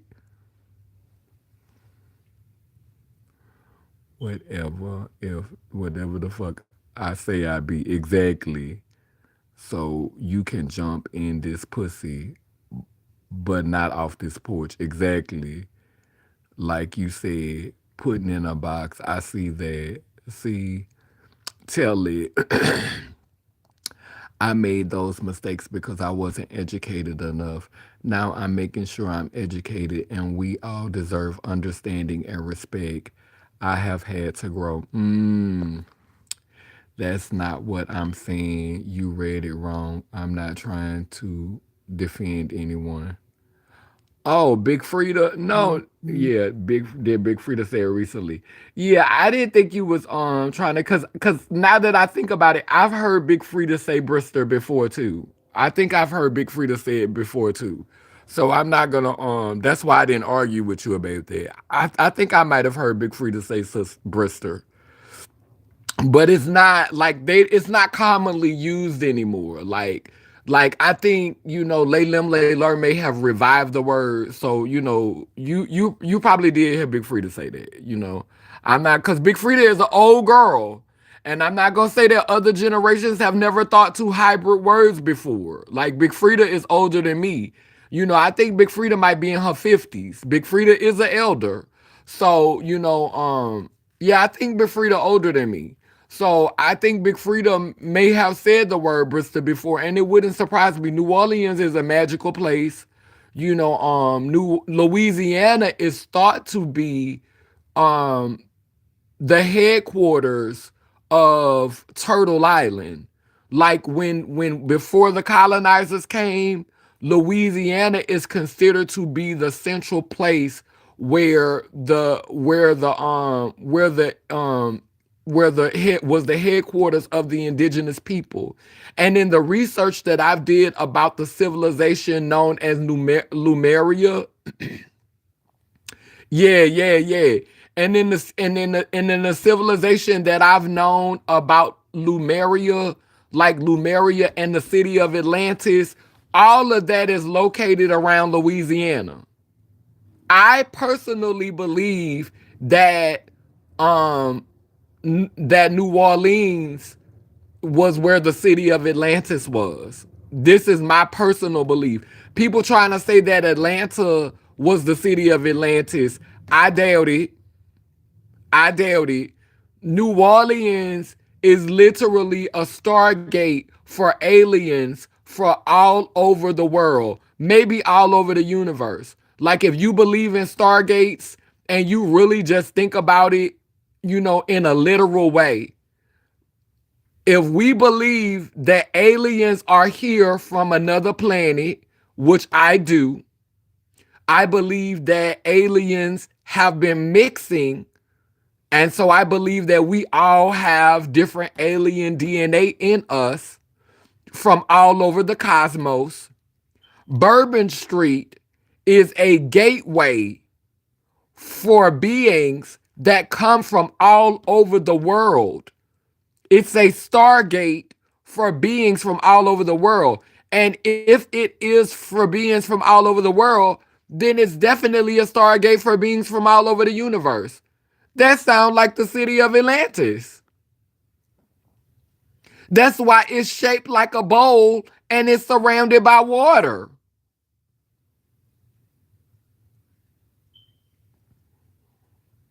So, I could believe that and when you do your research, I did research on Lumeria, and Lumeria and Atlantis is connected. And they say that the beings that came out of the water, when they came to the shore, they came up on the shore around Louisiana. They came up on the shore around that area. And those were the beings that came out of the water. And they came up around Lumeria and Atlantis. Like, Google be covering shit up, so I don't know if you can go and Google it and find it now. But if you do your research, that's what I thought was so interesting, is that we came up with this word Laylim Layler without even knowing about Lumeria. Because I didn't know about Lumeria when I said lay when I started the word, because I said lay in the beginning. Like I can remember I said lay something, and then Fasola said something, and then empathy said lay lim lay lur. And lay lim lay lur sound a little bit like Lumeria. And we channeled that word. And we were in New Orleans when we channeled that word.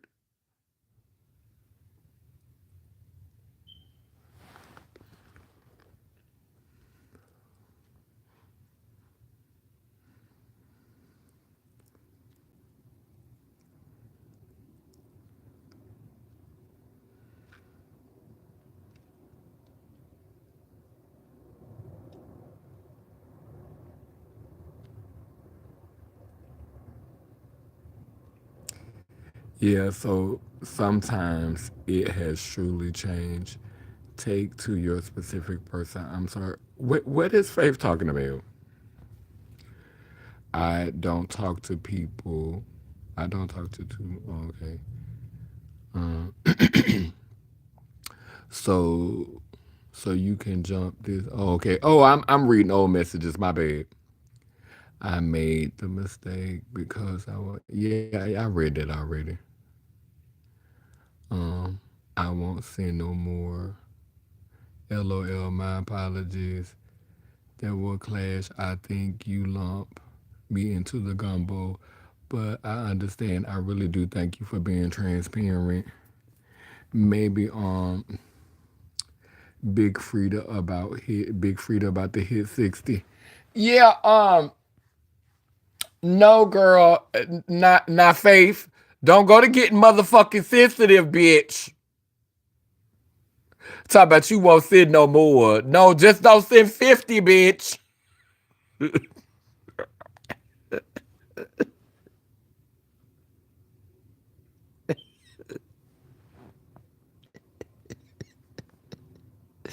So, but you won't sit no more. Now, I didn't say stop talking to me, bitch. I said don't send 85 messages, queen.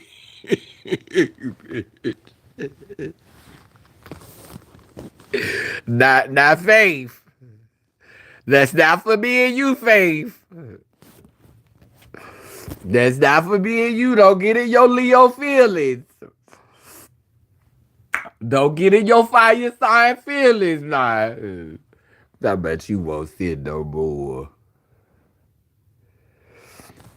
The voodoo queen is from Lola, and we don't know where her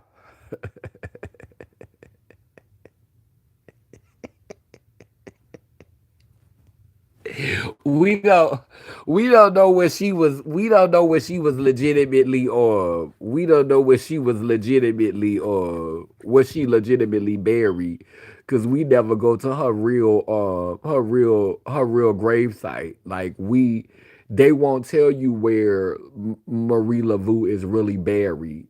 So the tourists go to a fake grave site, and this the gag. I don't know if y'all ever seen the fake grave site for Marie Laveau, but they bring everything to it. They bring money, they bring cigarettes, they bring liquor. Like they cover her offering box. They cover her offering box with they cover her offering box with oh yeah, I keep forgetting that you are Sagittarius. I'm Sagittarius. You don't pay attention. I keep forgetting that you are Sagittarius. I don't know why I want you to be a Leo so bad. I think I want you to be a Leo because you remind me of my daughter. And I do pay attention because you told me I remind you of your auntie that you don't get along with. So if I don't pay attention, how I remember that? You said I remind you of your auntie. You said you on a break from your boyfriend, and you fell out with this girl at work from playing with you. I be reading your messages. Yes, I did forget that you was a Sagittarius, and I apologize. I keep trying to make you a Leo, and I be wanting you to be a Leo because you remind me of my daughter Pernisha. You really do remind me of my daughter. That's why I be wanting you to be a Leo. I be wanting you to be a Leo. My nickname is Bebe. My mama used to call me that. Yeah, I be wanting you to be you remind me of my daughter. Like literally. Your sense of humor, how you be giggling and laughing, and how you always, like the way you laugh and stuff, you remind me of my daughter Pernisha, a thicker version. That's why I be calling you. Well, I knew you was a fire sign.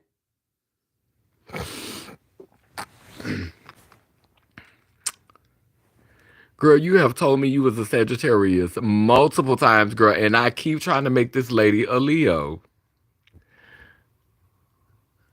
My moon and rising is in Sagittarius. I had my chart done. I got some things going on in Taurus. I know my moon is in Cancer. Hey, baby. Yeah, but not to go too far off topic on this conversation because we've been on here an hour and 49 minutes. And I gotta go and stretch this cooch now because I haven't done my coochie stretching exercises for today. I got to stretch this nookie nook. I want people to get their Bibles. I did share the link on my timeline. Becoming Purple, a personal Bible of recollecting reflections by Kaneem Mappa. I really need some of us to get our Bibles so that we could be I have a vision for this live.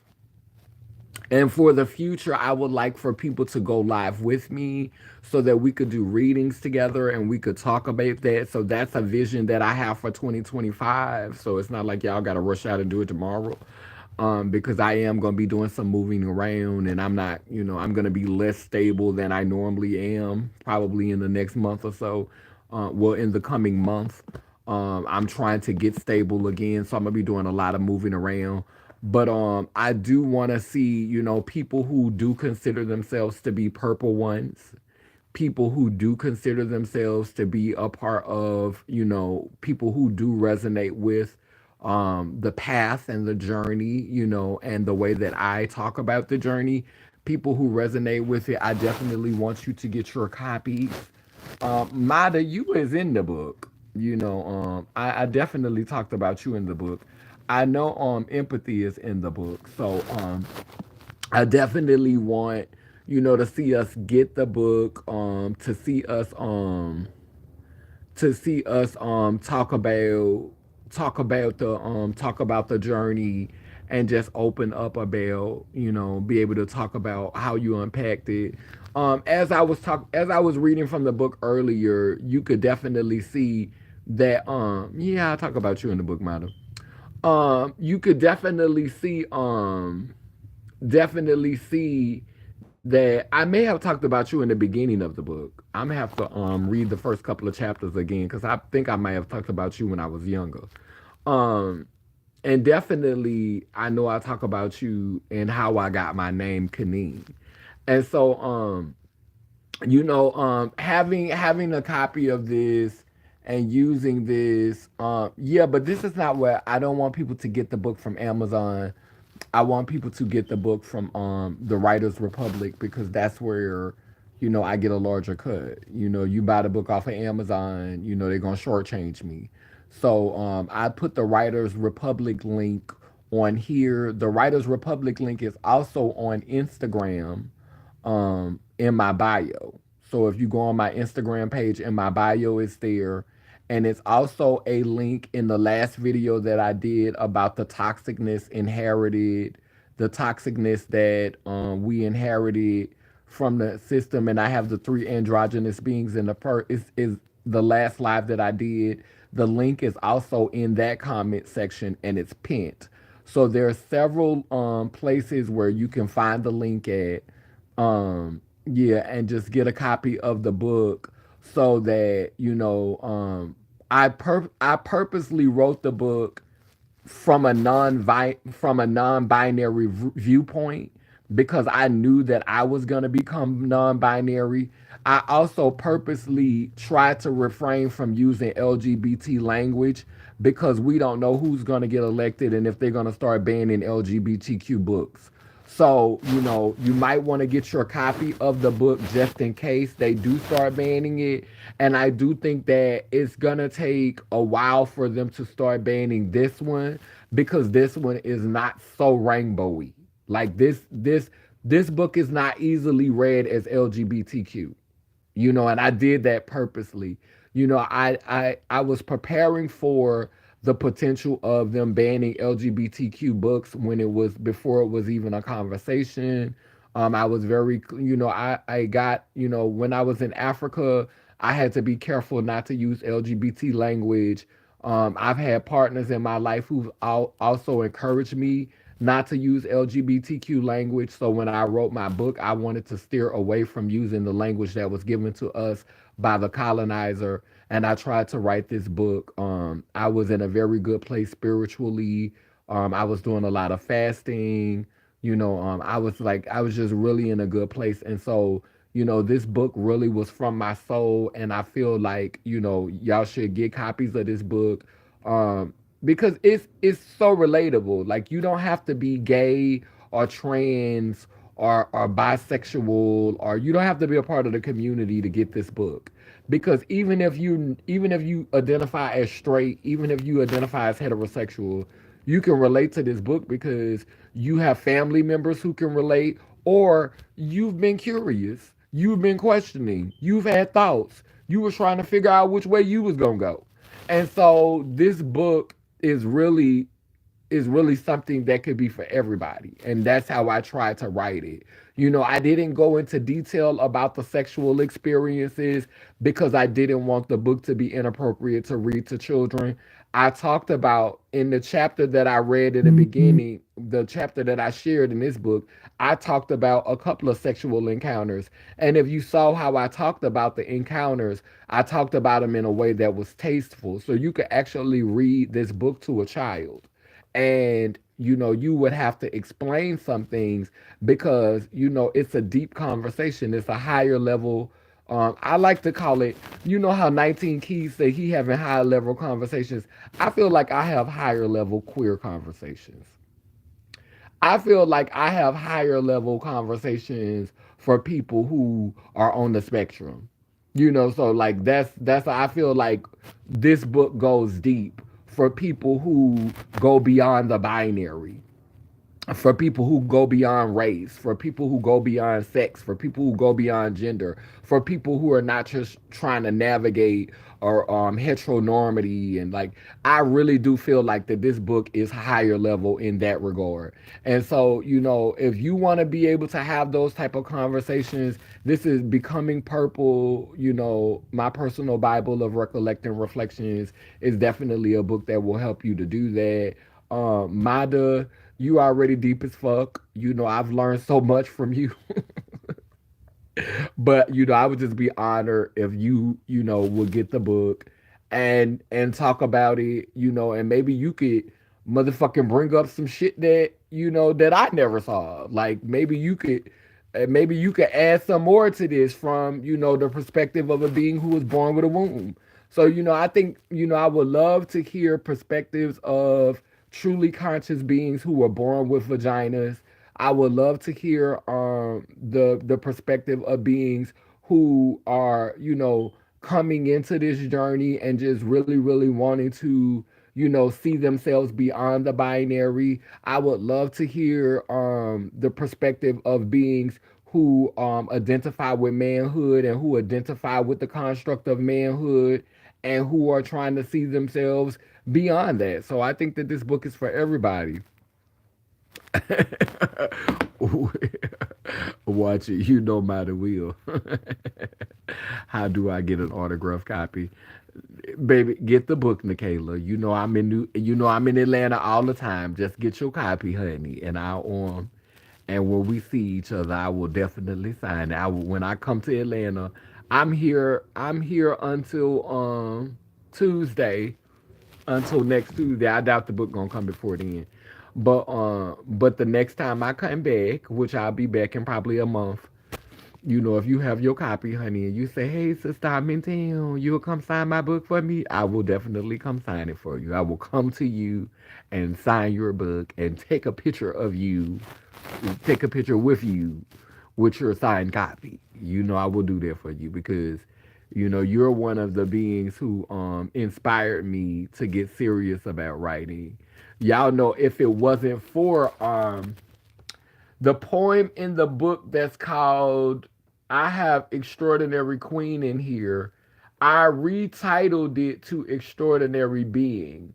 And the reason why that poem exists is actually right here. I changed it to, it's on page 67, Extraordinary Being. And if it was not for Nikayla, that poem would not exist. Nikayla came to me and asked me to write a song, write a poem for trans women. And I tell people this all the time. When she asked me to write it, I was like, I ain't know what to say because trans women don't always have, when extraordinary when Maya Angelou wrote Phenomenal Woman, she was using terms like, the span of my hips, the stride in my walk. Like she was very descriptive of the female form.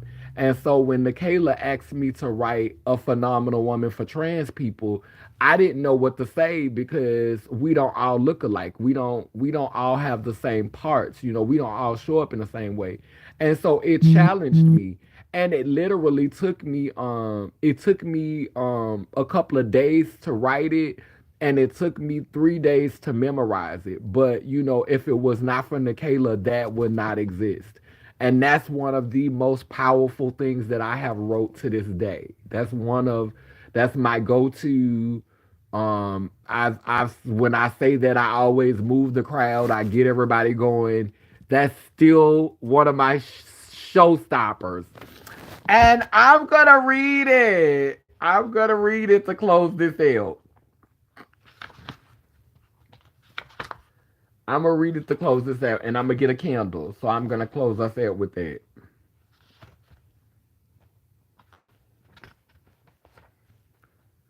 It's right after No Fats, No Films. The chapter called No Fats, the recollecting reflection called No Fats, No Films.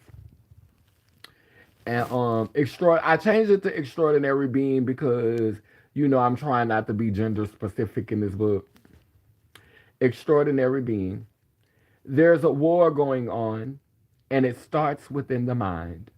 This energy, whether it creates or destroys, it often divides, separating those of us who were born different, destined to crave just a little bit more. Their souls unlock this hidden portal and roam through an unseen door. Thus began the legacy of the trans. They punish themselves, feel unworthy, destined to finish last. They have no sense of whom they are, for they know nothing of their past. Their womb is sometimes barren and produces no physical life. That pain runs deep, for there's much trouble just to be a happy wife. The pain ingrained in them may take lifetimes to erase, for the job was done ingenuously. The attack began with their faith, meant to be the strongest part, feared by man and locked away in the dark. They were once advisors to both kings and queens, interpreters of dreams. To seal the deal and further separate them from their truth, ancient libraries were burned, destroying much of this proof.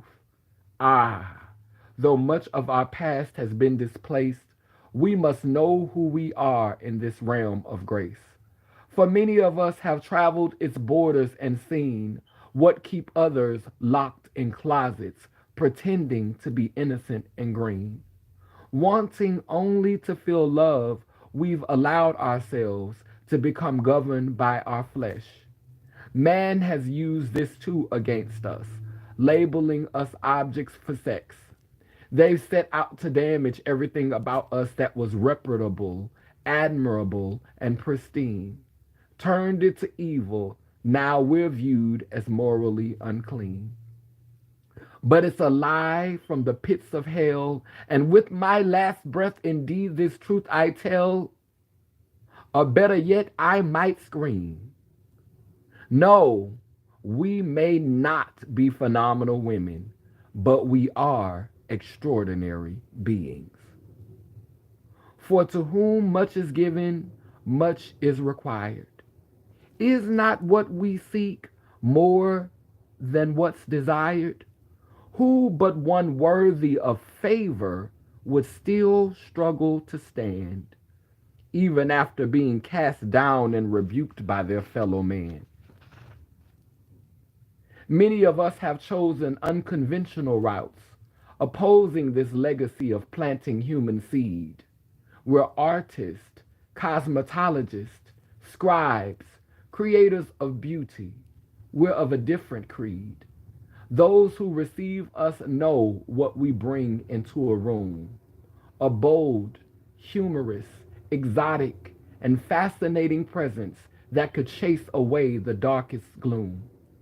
It is bravery embedded in the courage to be who you are, knowing by many you shall be judged for your deeds. Some of us are forsaken by our families for their words we did not heed. Many of us sacrifice our birthright, visually being seen as men who are said to have dominion. But on this day, I'd like to thoughtfully add a different opinion. And I pray by all others, like myself, it shall be seen. Though you may not be a phenomenal woman, we are extraordinary beings. So seek not the shadows of conformity, thinking that it be your savior to blend. For the book of Isaiah writes, if we keep the Creator's covenant, we shall be lifted amongst men. Let this day mark the end of a man made curse, knowing what was first shall be last, and what was last shall be first. This work has been a long time coming, but has always been a hope. This will lift up many, though it will not be in vain if it helps but one to cope. To cope until there's hope, to help you past your past, eventually surpassing the ridicule and pain, the emptiness and shame, the self loathing and the blame. To endure another seemingly endless day where you wondered if you truly fit in or if anything was gained. Today, we can say that we've seen a glimpse of that precious mountaintop, and it matters not what you're wearing or how you look when you get there, but what's important is that you get there. So, to those like us who are still in despair, we humbly ask that you hear the Almighty's words and make this your covenant prayer. Dear siblings, fear not this gift to dream a different dream, that which by others may never be seen, but stand proudly in who and whose you are. Certainly not a phenomenal woman, but extraordinary beings. A man, a woman. Oh, baby, it'll still preach. Oh, it'll still preach, our sister. It'll still preach, baby. It will still preach, honey. It will still preach, honey. Wait, hold on, let me find my candle. It will still preach, honey. Oh yes, ma'am. It will still strike up the band, baby. It will still get them going, honey. It's still old showstopper, huh?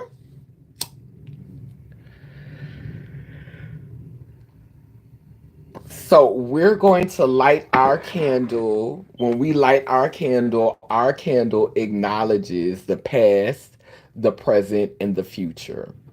It acknowledges the ancestors who are coming, the ancestors who are here, and the ancestors who, the ancestors who have come, the ancestors who will come, and the ancestors who are here, past, present, and future. The ancestors who are coming in the future, the ancestors who are here now, and the ancestors who have already come, past, present, and future. So this candle is to honor and to celebrate the ancestors of the past, the present, and the future, the energies of the past, the present, and the future. As we blow out this candle on the physical plane, it grows with intensity that prepares us for times that are now. I used to say that prepare us for times that are coming, but they ain't coming, they here. So, this is to prepare us for times that are now. My closing words that I typically say are Iangani Iyanko Kalukalo, which is a word that I learned in South Africa that means I am a child of God. But I say God, Goddess. So Iangani Iyanko Kalukalo, which means I am a child of God, Goddess. And if I am, you are.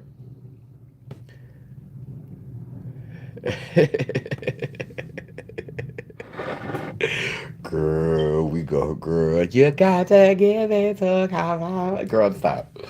But Iangani Iyanko Kalukalo, which means I am a child of God, Goddess, and if I am, you are. Bound and round, both circle and square, which means we too speak life. Operations beware, sending healing to those in despair. El Babosawa, which means we come in peace, no harm to any. Lay lim, lay lur.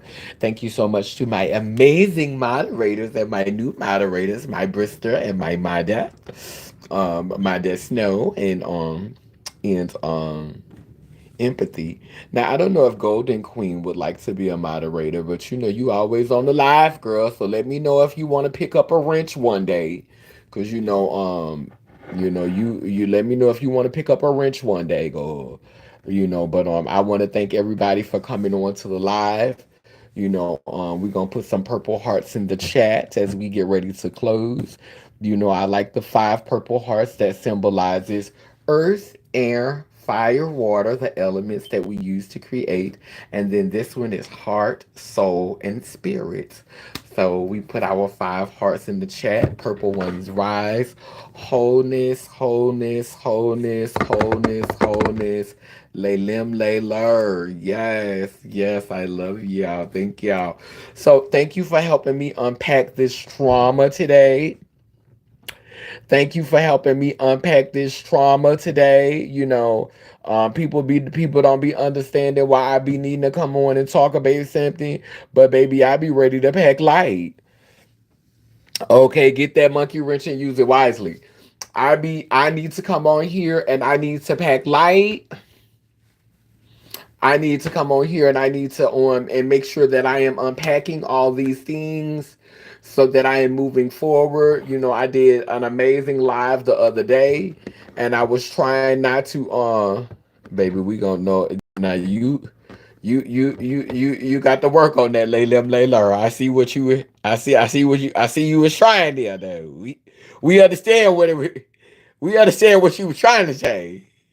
You said lay lim, lay learn, baby. You spelled it the way you spelled it legit how it sounds. You gotta respect that. But it's LeLimLur. So LeLimLur.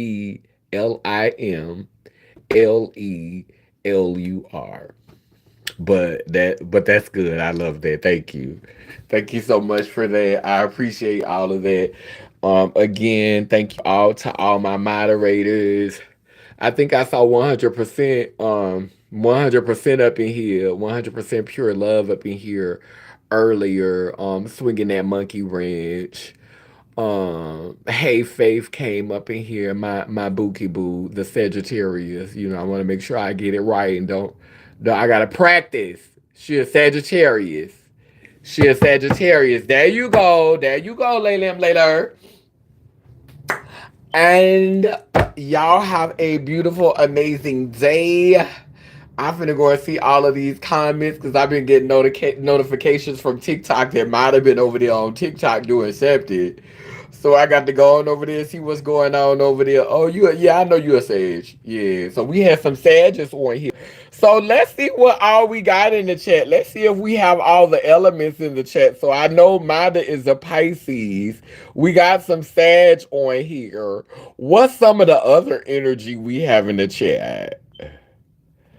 Anybody else want to add their astrological sign to the chat? Let's see what else we got up in the chat. Anybody else want to share what we got? Because I'm a Gemini. I'm a Gemini. Do we have what else we got in the chat? I'm trying to see if we got. Oh, because I know we got some water. I know we got some fire. Do we have any earth in the chat? Any earth? Do we have any earth signs in the chat? Okay, we got some Aquarius. Do we have any earth in the chat? We got some, so that's some more air. So we got some air, we got some fire, we got some water. Do we have any earth in this chat? Do we have any earth online? Do we have a Virgo, a Capricorn, Taurus? That's what we got. That's what we need to conjure. We need a whole earth sign in the chat. We ain't got no earth in the chat. Oh, wait. Mama Lee here watching with me. Okay, Capricorn.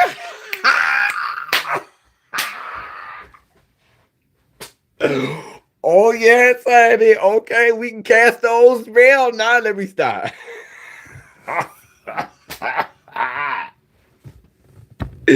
We could cast the whole spell now. Let me call the corners. Come on, witches. Let me stop. I'm just like. Anyway, I'm not playing.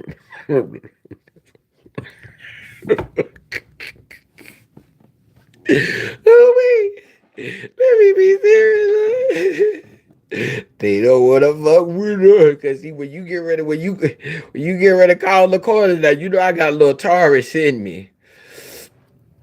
I got a little Taurus in me. I be like it. And then I think empathy got a little Taurus. That's an early Gemini, so Taurus be in there. But yeah, child, let me get off this line and get ready to go do my dilation session. Got to make sure that portal stay open. Amen, a woman. I love y'all, and we'll be back with another video later. Remember to get online and go to find the links and to get Becoming Purple. Becoming Purple. The link is on my YouTube page. It's in the bio on my Instagram. And it's also in the comment section of my last video. And I will pin it in the chat of this video. This is the house of Pisces and Capricorn. Baby, that's water and earth. You could do a lot of things with that matter. I'm trying to get me a earth sign for my next partner. Be working on. I need the house of Capricorn and Pisces to be working on manifesting me old earth sign so I can have my balance. Cause see, water flows and can move, and then earth hold everything still. And that's how air is. Air can flow and move. I need something to ground me, something to hold me down. So I need my mothers. I need my two mothers over there. My mother, my mother is times two, baby. I need y'all to be over there conjuring and sending forth. Send me a Virgo or a Capricorn. I take a Taurus, but you know, old Virgo or Capricorn. Ugh, thank you. Thank you. Thank you. I love y'all. Let me get off this live.